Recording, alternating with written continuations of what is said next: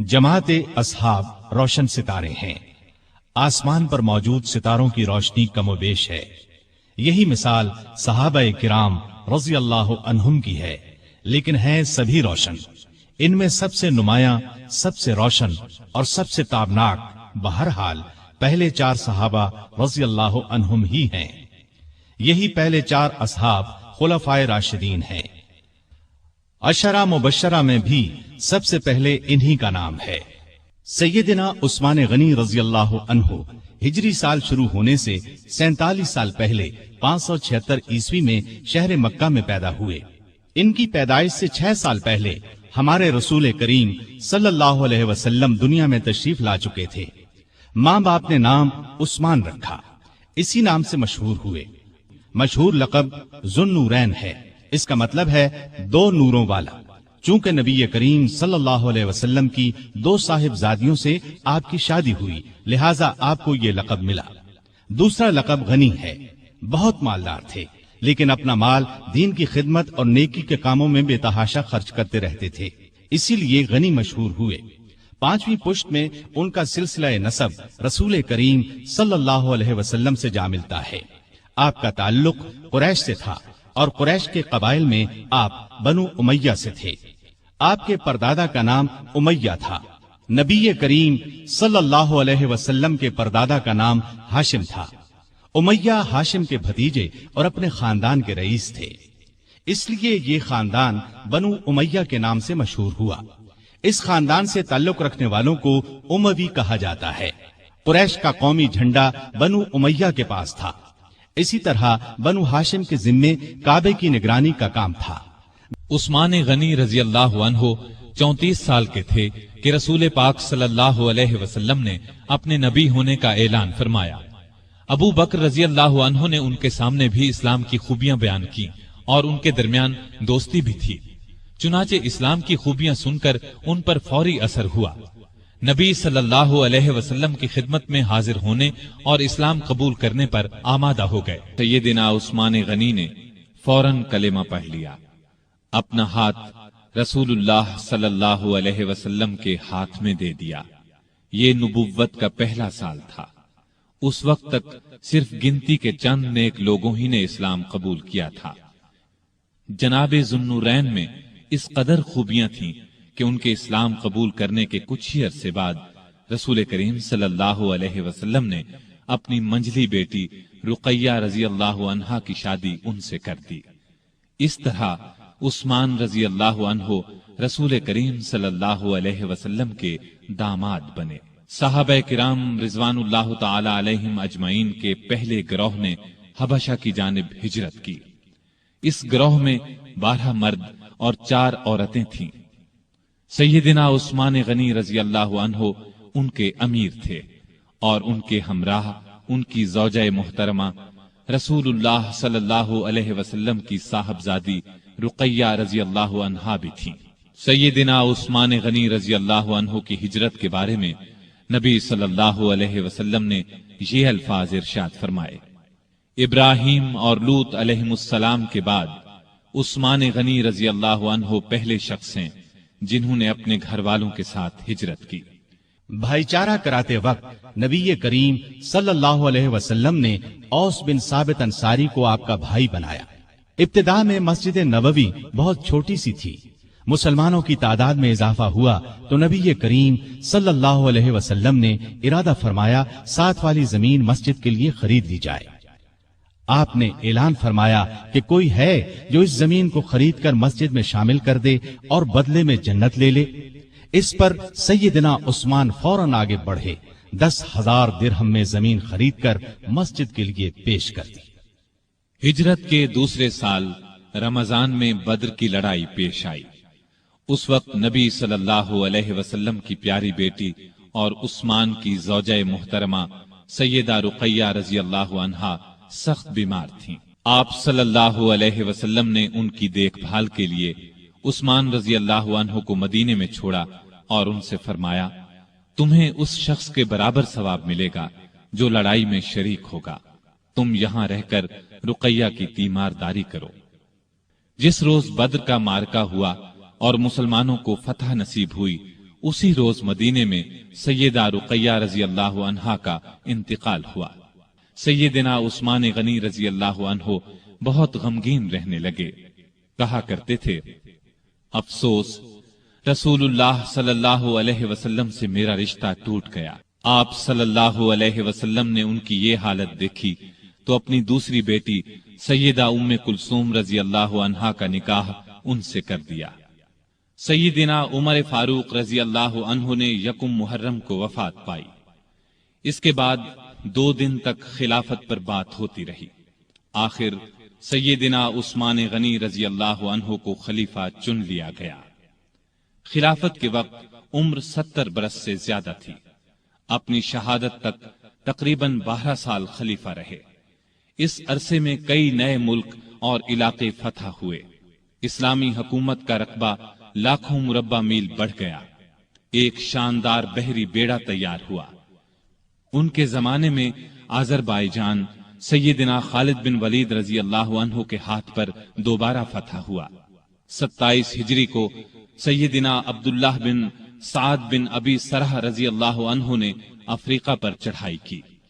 اس طرح قبرص، تبرستان اور جرجان کے علاقے فتح ہوئے۔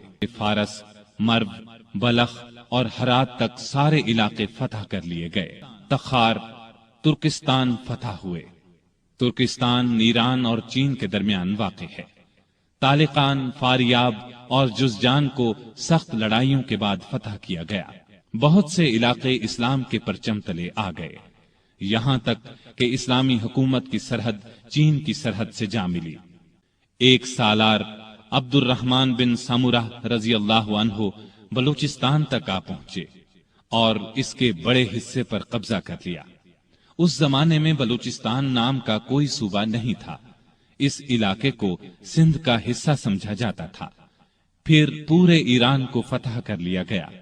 کابل سمیت وہ تمام علاقے اسلامی حکومت میں شامل ہو گئے جو آج کل افغانستان، بلوچستان اور وسط ایشیا کا حصہ ہیں۔ آپ ساری زندگی اپنے مال سے دین کی خدمت کرتے رہے۔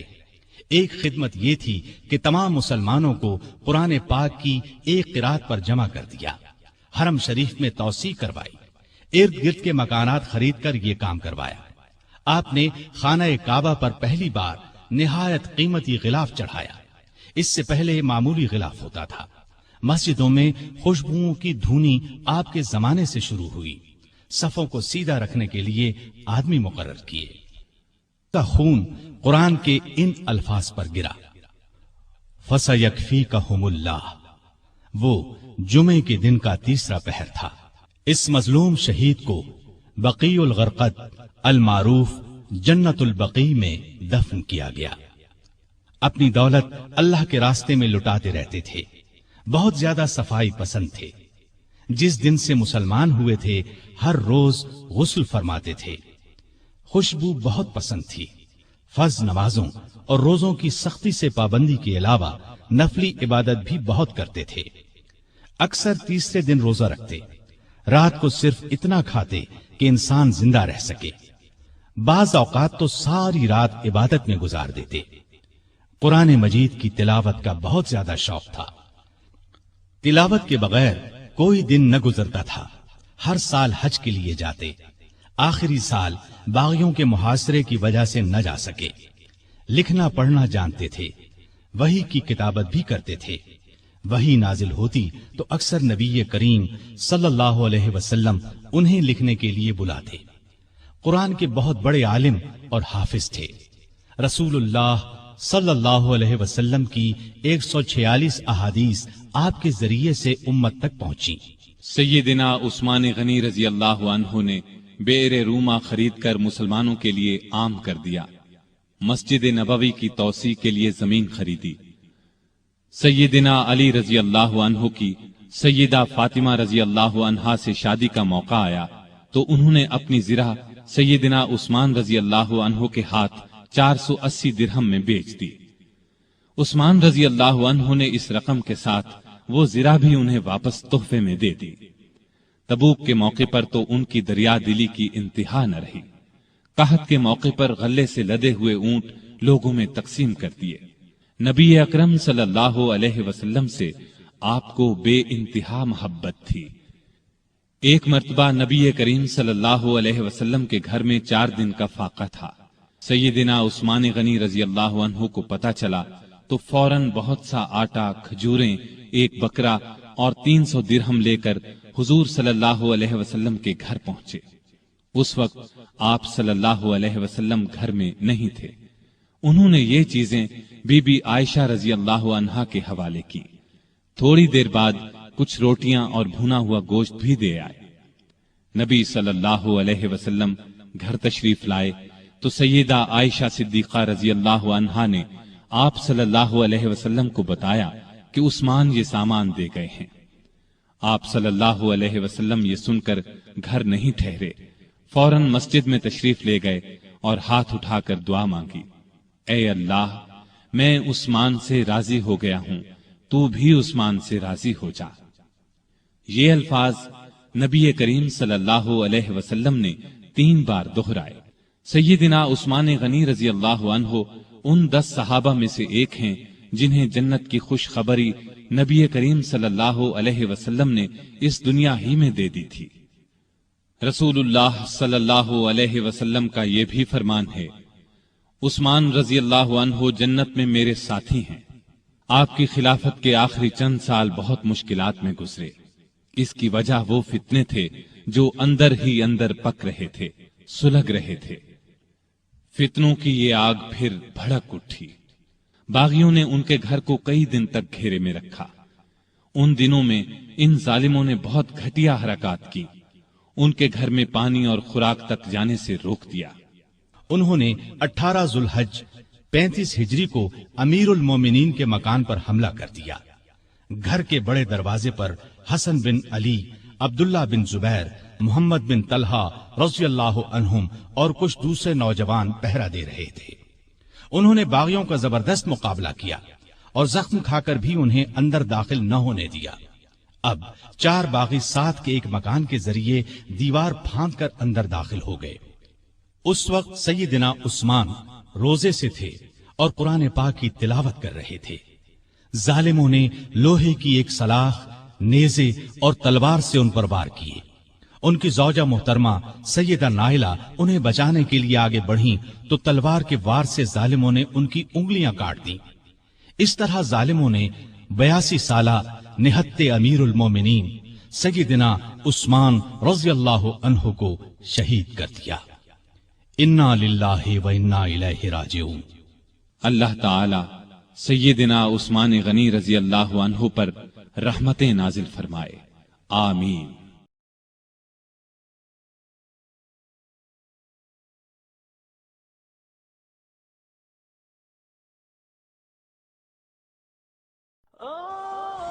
آپ پھر میں کہوں گا ذرا طاری کیجئے، اسے فرض کیجئے، اسے سوچئے۔ اگر اس حدیث پر ہمارا دل ٹھکا ہوا ہو تو کسی سے ڈر ہوگا؟ یہ مجھے نقصان نہ پہنچا دے، یہ میری رپورٹ خراب نہ کر دے، یہ میری انکریمنٹ نہ رکوا دے، یہ میرا یہ نہ بگاڑ دے، یہ میرے یہ نقصان نہ پہنچا دے۔ اس کا ڈر، اس کا ڈر، اس کا خوف، اس کی خوشامد، اس کے لیے جا کر طرح طرح سے اپنی عزت نفس کو ذلیل کروانا اس کے سامنے، یہ سب کچھ کیوں کرتا ہے انسان؟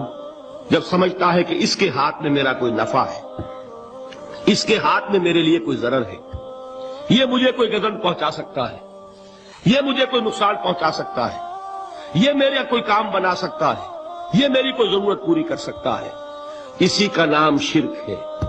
جہاں آپ نے یہ سمجھا کہ غیر اللہ کے اندر کوئی طاقت موجود ہے، وہی شرک ہے۔ بتوں سے تجھ کو امیدیں، خدا سے نومیدی، مجھے بتا تو صحیح اور کافری کیا ہے؟ شرک تو یہ ہے۔ جس پر بھی تمہیں یہ خیال ہے، کلمہ ہے یہ کلمہ سوم، لا حول ولا قوت الا باللہ، ذرا اس پر دل کو کبھی اگر آپ تصور کریں، پھر فرض کریں، دل ٹھک جائے اس پر، کوئی طاقت نہیں۔ یہی بات تھی جو شیخ عبد القادر جیلانی رحمت اللہ علیہ نے اپنی وصیت میں اپنے بچے سے کہی۔ 11ویں دینے والے ہیں، لیکن حضرت شیخ عبد القادر جیلانی کی وصیت اور تعلیمات کو کتنے لوگ ہیں جو جانتے ہو؟ یہ جن مقامات تک پہنچے ہیں، وہ کس چیز کی بدولت پہنچے؟ انہوں نے جو پیغام دیا وہ کیا تھا؟ اے میرے بچے، جس طریقے سے قرآن مجید میں حضرت لقمان کی نصیحتیں جو ہے نقل کر دی گئی ہیں، میں یہ عرض کروں گا بالفرض اگر قرآن حضرت عبد القادر جیلانی کے بعد نازل ہوا ہوتا تو شیخ عبد القادر کی یہ نصیحتیں بھی قرآن میں درج ہوتی. اتنی اونچی نصیحتیں ہیں. اے میرے بچے، اس حقیقت کو ذہن نشین کر لے، لا فاعل فی الحقیقت ولا مؤثر الا اللہ. اس کائنات میں نہ کوئی فاعل حقیقی ہے نہ مؤثر حقیقی ہے سوائے اللہ کے. کسی شے میں کوئی تاثیر نہیں اگر اللہ نہ چاہے. آگ جلا نہیں سکتی اگر اللہ نہ چاہے. پانی ڈبو نہیں سکتا اگر اللہ نہ چاہے. زہر ہلاک نہیں کر سکتا اگر اللہ نہ چاہے. کوئی چیز فائدہ نہیں پہنچا سکتی اگر اللہ نہ چاہے. تو در در پہ کیوں سر جھکاتے ہو؟ در در پر کیوں جبیں سائی کرتے ہو؟ سب کے سامنے کیوں ہاتھ پھیلاتے ہو؟ ایک اللہ سے مانگو. ایک اللہ کے سامنے زمین پر اپنی جبین رکھو. لا فاعل فی الحقیقت ولا مؤثر الا اللہ. نظر آتا ہے ہمیں کہ پانی پیاس بجھا دیتا ہے. پیاس بجھانے کی صلاحیت پانی میں نہیں ہے، اللہ کے اذن سے. کھانا بھوک مٹا دیتا ہے. بھوک مٹانے کی صلاحیت کھانے میں نہیں ہے، اذن رب میں. دیکھیے یہی یقین تھا. حضرت موسیٰ علیہ السلام کا واقعہ یاد کیجئے. سامنے سمندر آ گیا ہے. قوم دیکھتی ہے پیچھے کہ گرد و غبار کا طوفان ہے. معلوم ہوا کہ فرعون اپنے لشکر سمیت آ گیا. لشکر جب چلتا تھا تیز رفتاری کے ساتھ تو گرد و غبار کا جو طوفان اٹھتا تھا اس کا تصور کیجیے. اور لمحہ بلمحہ وہ قریب آ رہا ہے. پوری قوم نے کیا کہا؟ اے موسیٰ انا لمدرکون. اے موسیٰ ہم تو پکڑے گئے. قرآن مجید نے تو یہاں وہ باتیں نہیں لکھی ہیں، لیکن تورات میں یہ درج ہے کہ بنی اسرائیل جھگڑنے لگے، دست و گریبان ہو گئے موسیٰ کے ساتھ. موسیٰ ہمیں یہاں مروایا لا کر، اس سے تو ہم ہی بہتر تھے. وہاں کھانے کو ملتا تھا، زندگی تو تھی. بیگار ہم کر رہے تھے، موت تو نہیں تھی. اب جو کچھ ہوگا اس کا تصور کرو، جس طریقے سے ہمارے ٹکڑے اڑائے جائیں گے. تو لڑ رہے ہیں حضرت موسیٰ علیہ السلام سے. یہ تورات کی تفصیل ہے. قرآن میں صرف اتنا آیا ہے، پریشان ہو کر انہوں نے کہا انا لمدرکون. موسیٰ ہم تو پکڑے گئے. اس وقت موسیٰ کا جواب کیا ہے؟ کلا ان معی ربی سیہدین. نہیں، میرے ساتھ میرا رب ہے، وہ راستہ دے گا. بتائیے کہاں راستہ نظر آ رہا ہے؟ یہ ہے ایمان بالغیب. راستہ نظر نہ آئے تب اللہ پر یقین ایمان ہے. جیب میں پیسے ہوں اور تب دل کو اطمینان ہے تو ایمان کس پر ہوا؟ پیسے پر، اللہ پر نہیں. جب وسائل و ذرائع نہ ہوں اور پھر یقین ہو کہ اللہ مسبب الاسباب ہے، وہ اسباب کا پابند نہیں ہے، وہ اسباب کا محتاج نہیں ہے، اسباب اس کے محتاج ہے. اگر یہ یقین ہے تو اللہ پر ایمان ہے. یہ نہیں ہے تو تمہارا ایمان اسباب پر ہے، وسائل پر ہے، ذرائع پر ہے، مادیات پر ہے، اللہ پر نہیں. اس وقت کہاں راستہ تھا؟ تو راستہ تھا سمندر ہے اور ادھر سے لشکر آ گیا ہے. کلا ان معی ربی سیہدین. اب دیکھیے ایمان کہہ دینا آسان ہے، ہوا معکم اینما کنتم. جہاں کہیں بھی تم ہوتے ہو اللہ تمہارے ساتھ ہوتا ہے. لیکن اس کا یقین قائم ہو جائے تو زمین و آسمان کا فرق واقع ہو جائے. دین کی بات پھیلانا صدقہ جاریہ ہے. ثواب کی نیت سے ویڈیو کو شیئر ضرور کیجیے. جزاک اللہ.